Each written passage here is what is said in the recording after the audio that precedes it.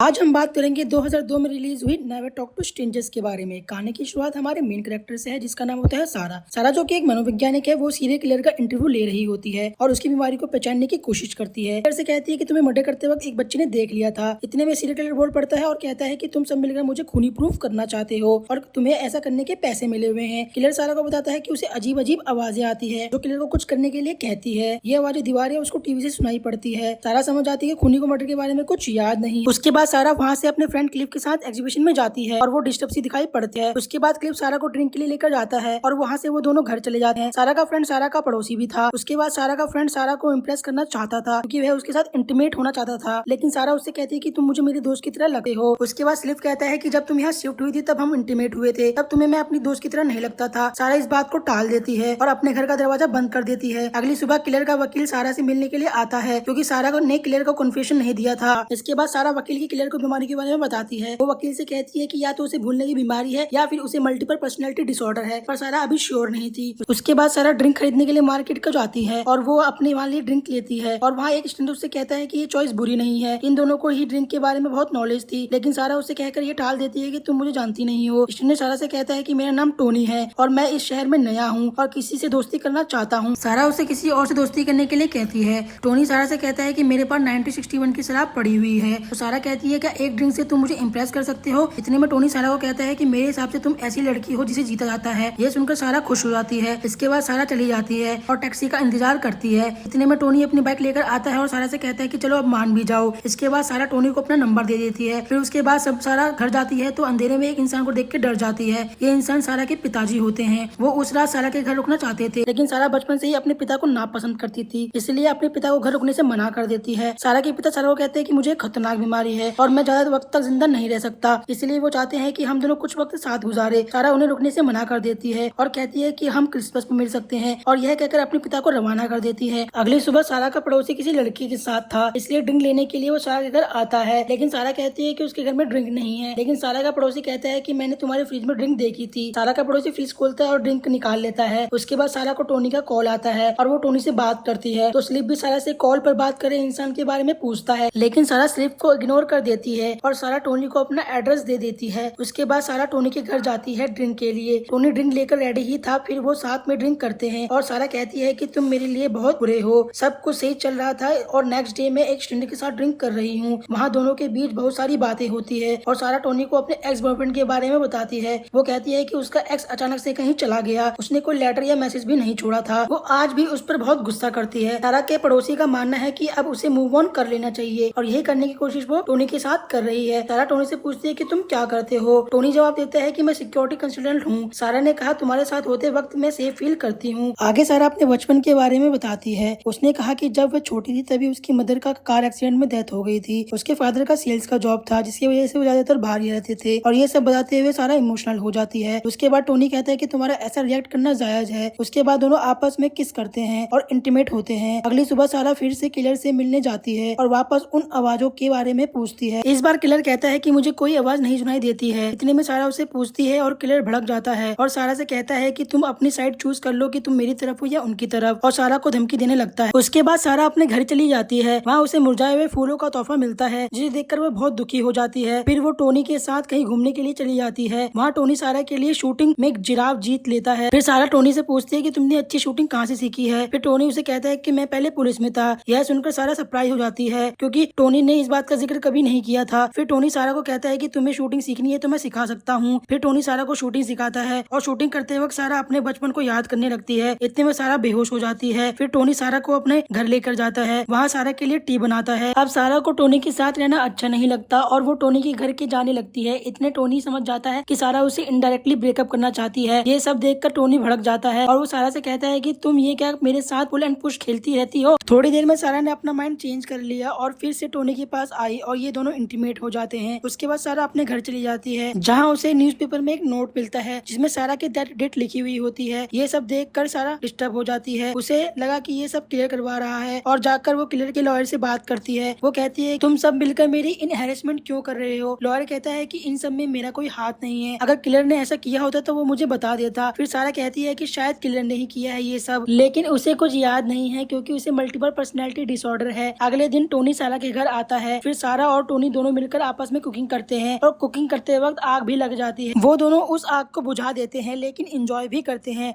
इतने में सारा का पिता का कॉल भी आता है। वो क्रिसमस के बारे में पूछ रहे होते हैं लेकिन सारा उनसे कहती है कि अभी थोड़ी देर में बात करेगी। अपने पिता के साथ सारा का ऐसा बिहेव देखकर टोनी सारा को कहता है कि अगर तुम चाहो तो मैं क्रिसमस में तुम्हारे घर आ सकता हूँ तुम्हें सपोर्ट करने के लिए, लेकिन सारा मना कर देती है क्योंकि वो नहीं चाहती कि उसके पिता और टोनी एक दूसरे से मिले। उसके बाद टोनी को सारा के घर सारा के एक्स बॉयफ्रेंड की तस्वीर मिलती है जिसे लापता हुए साल हो गया है, जिसे देखकर टोनी अपसेट हो जाता है। सारा उससे कहती है कि मैं इसे रखना भूल गई थी लेकिन तुम छोटी छोटी बातों पर मुझसे झगड़ा मत किया करो। टोनी भी इस बात को इग्नोर कर देता है। अगले दिन जब सारा अपने काम से वापस आती है तो उसे अपने घर में एक गिफ्ट मिलता है। सारा जब उस गिफ्ट को खोलती है तो उसमें सारा के फेवरेट कैट के टुकड़े रखे हुए होते हैं जिसे देखकर सारा बहुत डर जाती है। फिर उसके बाद पुलिस से हेल्प मांगती है लेकिन पुलिस उसकी हेल्प करने से मना कर देती है। सारा उस पर भी भड़क जाती है। पुलिस सारा से कहती है कि हमें और भी काम है, आप चाहो तो अपना प्राइवेट डिटेक्टिव हायर कर सकती हो, ऐसे केस में वो तुम्हारी ज्यादा हेल्प कर सकता है। आज उसे टोनी की सारा की बहुत जरूरत थी लेकिन वो टोनी को कॉल नहीं कर सकती क्योंकि टोनी किसी काम से टाउन से बाहर गया था। मॉर्निंग में टोनी सारा के घर आता है। सारा कहती है कि अब बात करने की अच्छी टाइमिंग नहीं है क्योंकि वो उसे वहाँ से कल्टाना चाहती थी। टोनी मानता नहीं है और घर में आ जाता है। घर में ऑलरेडी सारा का पड़ोसी होता है। टोनी सारा से पूछता है कि ये यहाँ क्या कर रहा है। सारा टोनी को रात के बारे में सब कुछ बता देती है। टोनी सारा के पड़ोसी को देख लेता है और देखकर और भड़क जाता है और पड़ोसी को घर से बाहर निकाल देता है। सारा टोनी पर अब भी ट्रस्ट नहीं करती क्योंकि उसे लगता है कि कैट टोनी को उसे भेजी थी और फूलों के बारे में भी उसे ऐसा ही लगता है। टोनी ने बात पहचान ली और उसे बुरा लगता है कि सारा उसके बारे में ऐसा सोचती है और वो कहता है शायद तुम मुझ पर ट्रस्ट नहीं कर पाती और वो हर्ट होकर वहाँ से चला जाता है। नेक्स्ट डे सारा ने प्राइवेट इन्वेस्टिगेटर हायर कर लिया था जिसकी हेल्प से वो टोनी पर नजर रख सकती थी। जब नेक्स्ट टाइम वो टोनी के साथ डेट पर आई हुई थी, इस बार वो दोनों प्रॉपर शूटिंग पर चलते हैं। टोनी उसे कहता है कि तुम तो गन से बहुत डरती थी लेकिन सारा कहती है कि अब नहीं डरूंगी। सारा चाहती तो है कि वो टोनी पर टच कर पाए। सारा टोनी से पूछती है कि मैं कैसे सीख सकती हूँ। टोनी कहता है कि मैं कैसे बिना डर के नीचे गिरूंगा, अगर सचमुच में ऐसा किया तो इसका मतलब मैं तुम पर टच करता हूँ टिकटॉकर्स की तरह। सारा को भी करने के लिए कहता है। सारा भी उस पर पूरा टच करते हुए नीचे गिर गई और टोनी ने उसे बचा लिया टिकटॉकर्स की तरह। आज इन्होंने अपना दिन बहुत अच्छे से स्पेंड किया और रात में इंटीमेट हो जाते हैं। नेक्स्ट डे टोनी फिर से अपने काम के लिए आउट ऑफ टाउन जा रहा था। सारा का डिटेक्टिव टोनी पर नजर रखता है। उसने कहा कि वो इस बार दूसरे टाउन जा रहा है लेकिन वो सेम टाउन गया। ये सब बातें डिटेक्टिव सारा को बता देता है। वहाँ जाकर टोनी एक लड़की और उसके बच्चे से मिलता है। डिटेक्टिव सारा को कहता है कि शायद टोनी मैरिड है। इस बात से सारा बहुत ज्यादा हर्ट हो गई। नेक्स्ट सीन में हम देखते हैं कि कोई इलीगली सारा के घर में घुस जाता है। ये सब उसका पड़ोसी नोटिस करता है और वो उसके पीछे जाता है और जो भी आदमी था उसके पड़ोसी को बहुत इंजर्ड कर देता है। सारा को भी अभी अभी टोनी के बारे में कुछ पता चलता है। उसके घर पर वो पहुंचती है। उसके घर पर सारी चीजों को चेक करती है जिसमें उसके एक फाइल चेक की जिसमें उसके बारे में सब कुछ रिकॉर्ड था कि वो किस हाई स्कूल में गई थी और उसकी मदर के साथ क्या हुआ था। सारा को फिर से फ्लैशबैक में कुछ याद आता है कि उसकी मॉम की डेथ सीढ़ियों से नीचे गिर के हुई थी। इस बात से वो और परेशान हो जाती है। थोड़ी देर में टोनी वहाँ पहुँच जाता है। टोनी से कहती है कि अचानक मुझे कुछ काम याद आ गया है और जब वो घर पहुँचती है तो उसकी वॉल्स पर लिखा होता है कि तुम मर जाओ। इस बात से वो ज्यादा घबरा जाती है। रिलैक्स होने के लिए वो बात ले रही थी तब हम देखते हैं कि उसके हीटर के स्क्रू निकल गए हैं जो कभी भी बाथ टब में गिर सकता है। जैसे ही सारा टब से बाहर आती है हीटर टब में गिर जाता है। सारा ने उसके पड़ोसी के साथ जो हुआ वो भी बता देती है। पुलिस कहती है कि यह एक सीरियस क्राइम है, कोई तुम्हें मारने की कोशिश कर रहा है। सारा कहती है कि आपको घर जाकर टोनी से बात करनी चाहिए। सारा जब घर वापस आई तो टोनी ऑलरेडी उसके घर पर मौजूद था। वो भागकर पुलिस को कॉल करना चाहती थी लेकिन टोनी उसे रोक लेता है और कहता है कि मुझे तुमसे बात करनी है। वो उस वक्त किस नहीं करते और उसके साथ ब्रेकअप कर लेता है। सारा टोनी को कहती है कि प्लीज मुझे मारो मत। वो बहुत ज्यादा डर जाती है। फिर वो अपने पर्स के पास जाती है। टोनी को लगता है कि वो गन लेने के लिए जा रही है तो टोनी अपनी गन निकाल लेता है जिसे देखकर सारा और भी ज्यादा डर जाती है और वो टोनी से पूछती है कि न्यूयॉर्क में तुम्हारे साथ कौन थी। टोनी कहता है कि वो मेरी कजन है हेनरी, जो सारा का एक्स का नाम है। वो सारा को बताता है कि मुझे हेनरी ने हायर किया है पता करने के लिए उसके ब्रदर को क्या हुआ था। वो सारा से कहता है कि मुझे सच सच बताओ कि उसके साथ क्या हुआ था। सारा कहती है कि हम दोनों के बीच जो भी था सब झूठ था। टोनी कहता है कि ऐसा कुछ भी नहीं था। टोनी कहता है कि मैं तुमसे बहुत प्यार करता हूँ। सारा उसकी किसी बात पर बिलीव नहीं करती क्योंकि उसको लग रहा था कि उसके साथ जो भी हो रहा है उसके पीछे टोनी का हाथ है। टोनी कहता है कि चलो मैं तुम्हें कुछ दिखाता हूँ। उसने सारा को बताया कि उस पर नजर रखने के लिए हर जगह कैमरे लगाए हुए थे। इस कैमरे में दिखाई देता है कि उस दिन सारा के घर पर जो आया था और सारा के साथ जो सब कुछ हो रहा था वो ये खुद ही कर रही थी। एक्चुअली उसे मल्टीपल पर्सनैलिटी डिसऑर्डर है। अचानक से उसकी पर्सनैलिटी चेंज हो जाती है। इस चेंज के टाइम मैं जो वो भी करती उसे पता नहीं होता। यह बात जानकर सारा बहुत उदास हो जाती है। तभी उसके फादर उसे विजिट करने के लिए आ गए।